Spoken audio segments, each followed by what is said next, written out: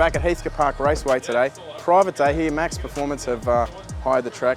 Hugh, you got your FG here among a sea of about another 10 FGs, but yours is a little bit different in that you're running mid-9s with a small frame turbo. Yeah, it's just a F6 3582 high flow by ProCharge. Yeah, okay. So what was the plan with the car? I heard you've got a pretty good driveline in this, haven't you? Yeah, so we've got the DSS axles, wave track diff, GJ LE 4-inch tail shaft, and a Paul Rogers 2-speed power glide.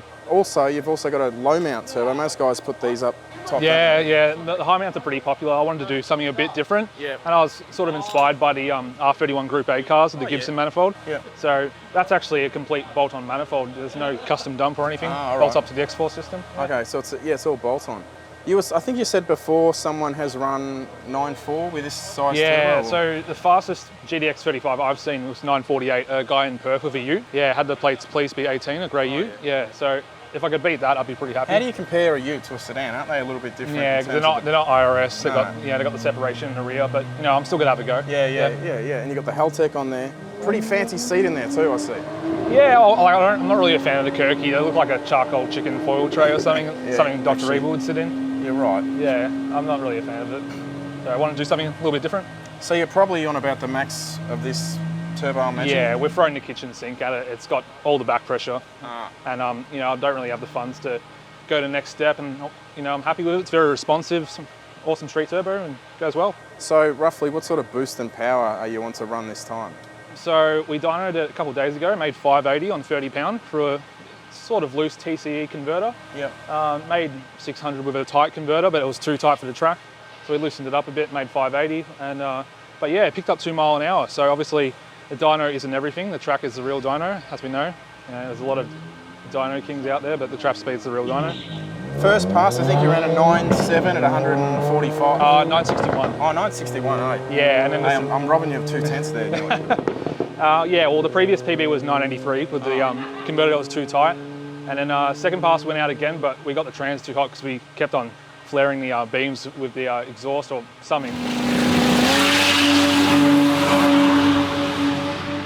And we got the trans too hot and kind of robbed us a couple miles an hour. We went 970 something. So just let it cool down and change a couple of things. Got Zane on the laptop, try and get the most out of it, and hopefully we can beat that 948. So how much weight have you taken out of it with the seats, and what else did you take out? So I weighed it all up at home. The passenger seat and back seats, that was like 47, 48 kilo. And then we dropped the 4-inch exhaust and we're just running a dump tip off the back of the dump. So that was like another 26 kilo. Yeah, wow. And then we changed from radial front runners to bias ply. That was about another 10 kilo. Nearly 100 Around 100 kilo, yeah. Yeah. I didn't ask you about those killer ghost cams you've got, Hugh. Well, I couldn't really afford real cams. So I kind of just went, we've got cams at home. Hey, these are real cams, yeah? Oh, they sound like it. I mean, Zane got them pretty choppy, but I don't have the money to get real cams, so I just did some Bilo cams. Bilo cams? Yeah.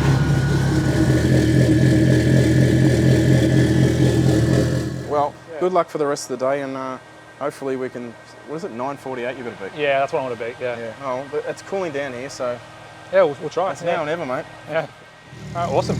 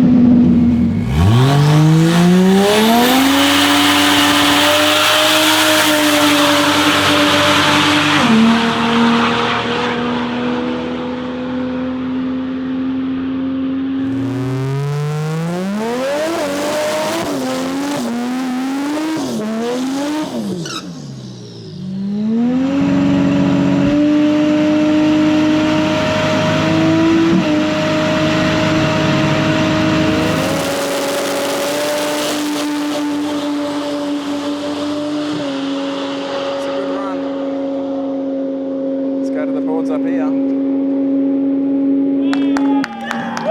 9:39 and 147.86. Well done, guys.